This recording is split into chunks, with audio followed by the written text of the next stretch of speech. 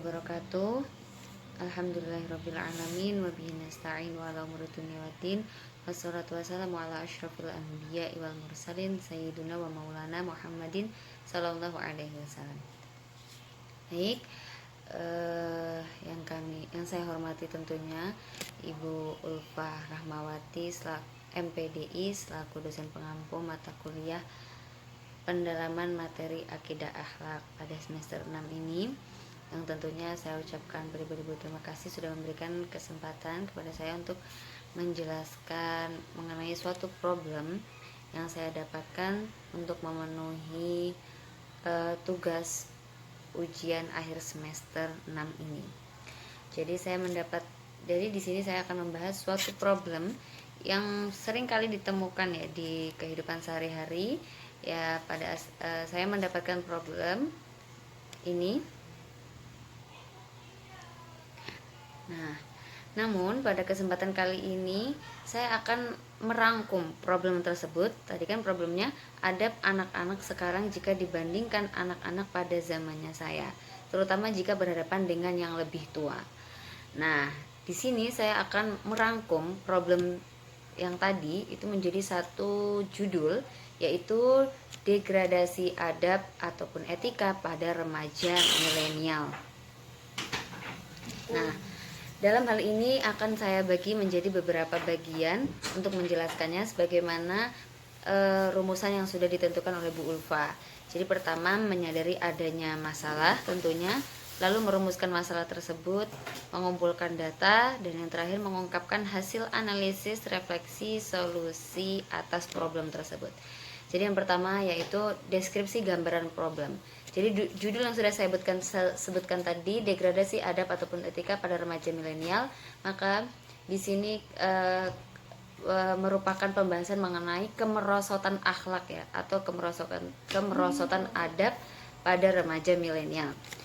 Kemerosotan akhlak atau krisis akhlak yang kini menjadi fenomena pada anak usia remaja memanglah sudah menjadi problematika umum yang terjadi di mana-mana, terutama di Indonesia tentunya. Sebelum kita mengulik lebih dalam hal-hal mengenai kemerosotan akhlak pada remaja milenial, alangkah baiknya kita pahami terlebih dahulu pengertian adab ataupun etika dalam Islam serta pengertian dari remaja milenial tersendiri.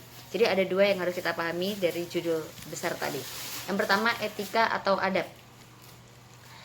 Jadi etika atau moral dalam Islam dikenal dengan sebutan adab yang berasal dari bahasa Arab. Adab Islam adalah kode perilaku sosial yang komprehensif yang merupakan satu kesatuan tidak dapat dipisahkan dari kehidupan. Adab Islam bersumberkan pada Al-Quran dan Sunnah yang diajarkan oleh Nabi Muhammad SAW.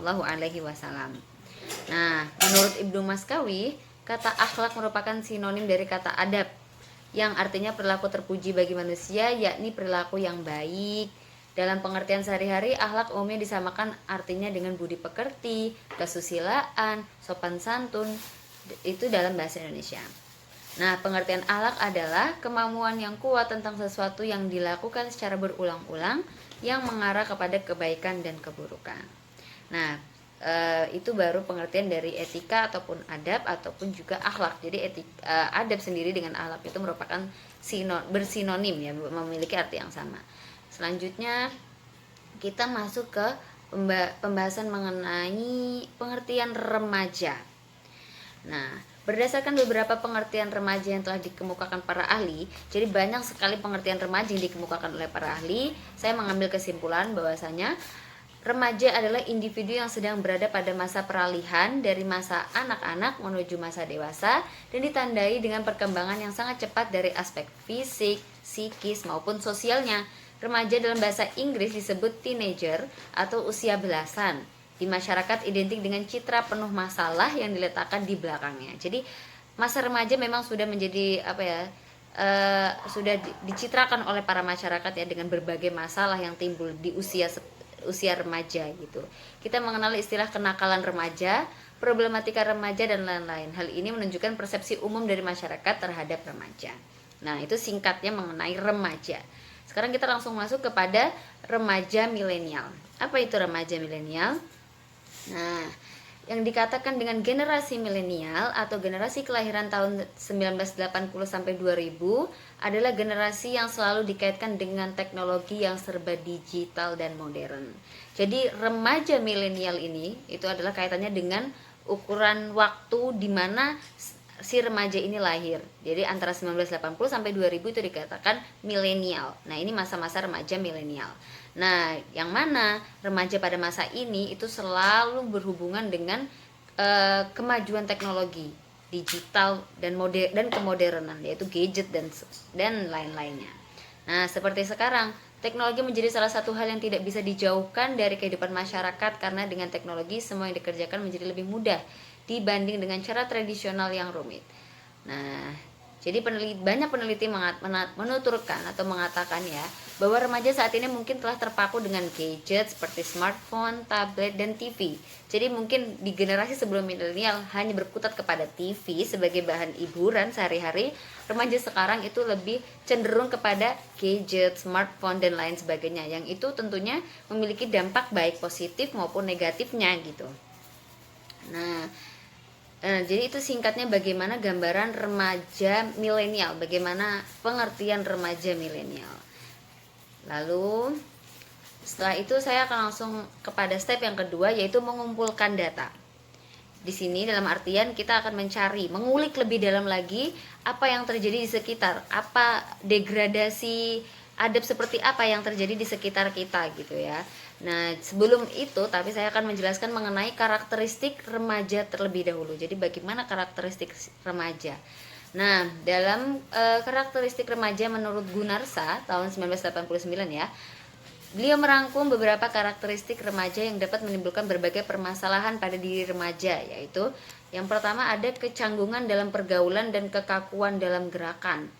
Lalu ada ketidakstabilan emosi. Yang ketiga adanya perasaan kosong akibat perombakan pandangan dan petunjuk hidup. Lalu adanya sikap menentang menentang kedua orang tua. Itu sudah termasuk karakteristik remaja ya. Lalu pertentangan di dalam dirinya sehingga menjadi pangkal penyebab pertentangan dengan orang tua. Kegelisahan karena banyak hal diinginkan tetapi remaja tidak sanggup memenuhi semuanya. Senang bereksperimentasi, senang bereksplorasi, mempunyai banyak fantasi, hayalan, dan bualan. Yang terakhir, kecenderungan membentuk kelompok dan kecenderungan membuat kegiatan berkelompok. Nah, itu sekilas mengenai karakteristik remaja. Nah, untuk tentunya banyak sekali ya faktor yang menjadi penyebab dari krisis akhlak tersebut ya. Tadi kan judul kita degradasi akhlak ataupun adab atau penurunan atau kemerosotan itu memiliki satu arti. Tentunya banyak sekali faktor yang menyebabkan hal itu gitu kan. Yang saya rangkum berikut ini ya menjadi beberapa. Itu yang pertama, kurang tertanamnya nilai-nilai keimanan pada setiap individu. Lalu ada pengaruh lingkungan yang kurang sehat tentunya. Lalu ada faktor penyalahgunaan sosial media, faktor keluarga, faktor lingkungan sekolah, faktor lingkungan masyarakat, faktor teman bergaul yang salah juga. Sebenarnya banyak sekali faktor tentunya yang menyebabkan penurunan akhlak anak, penurunan akhlak remaja itu, tapi di sini saya akan hanya merangkum beberapa saja gitu ya. Jadi tidak bisa kita seenaknya menyalahkan sekolah atau menyalahkan keluarga atau menyalahkan lingkungan saja. Tidak bisa, karena semuanya itu satu kesatuan yang harus saling mendukung untuk menciptakan adab yang baik kepada remaja gitu. Jadi banyak sekali faktor yang mau keluarga, sekolah, masyarakat, dan apapun itu, terutama pada penyalahgunaan sosial media yang menyebabkan pada penurunan akhlak anak terhadap apapun itu. Ya, di sini terutama kepada orang tua. Saya akan membahas lebih dalam bagaimana akhlak anak, degradasi adab anak terhadap orang tua atau terhadap orang yang lebih tua, baik orang yang lebih tua maupun kakak ya, terus orang tua ataupun guru. Nah, itu yang menjadi bahasan utama di sini. Lalu saya akan memberikan beberapa contoh penurunan adab remaja milenial. Yang pertama, ini yang menjadi judul penting saya, yang menjadi bahasan penting, yaitu berkurangnya rasa hormat kepada yang lebih tua, baik itu kepada guru maupun orang tua. Ini sering kali terjadi di mana-mana ya, karena perkembangan zaman di mana dunia kita sekarang diwarnai dengan keindahan teknologi, itu anak seakan-akan lebih cenderung kepada teknologi tersebut sehingga melupakan kewajiban-kewajiban sehari-harinya sebagai anak di hadapan orang tua, baik di hadapan orang tua maupun di hadapan guru. Jadi ada beberapa contohnya, itu hilangnya sopan santun remaja kepada yang lebih tua akibat pengaruh gadget. Karena sering sekali bermain gadget, anak tidak mengindahkan perintah-perintah orang tua, perintah-perintah guru atau apapun itu. Itu sering sekali terjadi di lingkungan kita. Lalu sering meninggalkan pekerjaan rumah dan mementingkan bermain gadget. Nah, ini mau perempuan maupun laki-laki usia remaja kini, mereka saking terpaku oleh gadget ya, seakan-akan pekerjaan rumah itu menjadi nomor kesekian, padahal itu kewajiban anak ya, sebagai anak dari kedua orang tuanya ataupun murid dari gurunya untuk melakukan kewajiban-kewajiban. Lalu mementingkan game daripada kewajiban-kewajiban tersebut tadi ya. Game juga sekarang itu menjadi hal yang digandrungi anak-anak, sehingga seakan-akan kalau tidak ngegame itu membuat mereka bisa mati gitu kan, istilah-istilah sekarang gitu ya. Lalu ada juga yang kasus terparahnya itu anak-anak ya, remaja, ditemukan beberapa remaja itu izin berangkat ke sekolah ternyata malah mabar dalam istilah main bareng atau malah ngegame bersama. Jadi izinnya berangkat sekolah malah ujung-ujungnya main game dan tidak berangkat sekolah. Itu yang sering kali terjadi sekarang. Nah, selain berkurangnya rasa hormat kepada orang tua, ada juga berani berperilaku tidak senonoh di depan umum seperti ini. Lalu melupakan kewajiban-kewajiban agama. Banyak terjadi kasus pelecehan seksual, maraknya tawuran yang terjadi di sekolah-sekolah. Remaja lebih menggandrungi tempat-tempat ramai daripada masjid serta majelis-majelis ilmu untuk dijadikan tempat tongkrongan. Nah, ini beberapa gambaran-gambaran mengenai apa yang terjadi ya. Selanjutnya ada 2 poin lagi. Memakai pakaian yang jauh dari ajaran agama bahkan terbuka seperti ini. Dan yang terakhir tentunya masih banyak lagi mengenai hal-hal yang bersangkutan dengan degradasi akhlak ataupun adab anak gitu. Nah, selanjutnya saya langsung masuk kepada step ketiga, yaitu refleksi atau solusi dari kacamata Islam dan juga akidah akhlak tentunya. Nah, dari kacamata Islam, dari kacamata akidah akhlak ya, untuk apa sih solusi dari semua ini? Jadi ada akhlak dibagi dalam beberapa akhlak dalam Islam. Ada akhlak dalam berkeluarga, ya, akhlak bermasyarakat, kasih sayang dan tanggung jawab orang tua terhadap anak, lalu ada ukhuwah Islamiyah, akhlak bernegara dan lain sebagainya. Nah, dalam akhlak dalam berkeluarga itu tentunya ada yang namanya birrul walidain.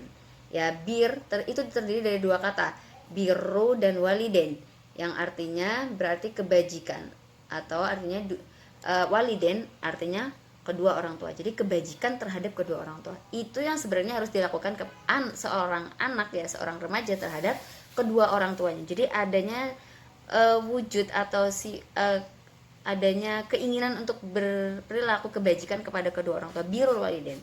Atau contohnya mentaati apapun perintah orang tua seperti itu. Jadi seharusnya seperti itu yang harus dilakukan anak-anak, taat kepada orang tua apapun itu perintahnya, kecuali untuk mensekutukan Allah seperti itu. Contohnya mengikuti keinginan dan saran orang tua dalam berbagai aspek kehidupan, menghormati dan memuliakannya dengan penuh rasa terima kasih dan rasa kasih sayang atas jasa-jasa keduanya, membantu ibu bapak secara fisik dan material, mendoakan ibu bapak. Nah, seperti itu. Selain itu yang harus dilakukan anak kepada orang tua, ada juga yang harus dilakukan orang tua terhadap anak. Jadi anak juga memiliki hak untuk mendapat kasih sayang dari kedua orang tuanya. Jadi ada kasih sayang dan tanggung jawab orang tua terhadap anak. Anak adalah amanat yang harus dipertanggungjawabkan orang tua kepada Allah Subhanahu wa taala. Anak adalah tempat orang tua mencurahkan kasih sayangnya, dan anak juga investasi masa depan untuk kepentingan orang tua di akhirat kelak. Jadi kedua hal ini, antara anak ke orang tua, antara orang tua ke anak, itu saling berkesinambungan dan tidak boleh terputus.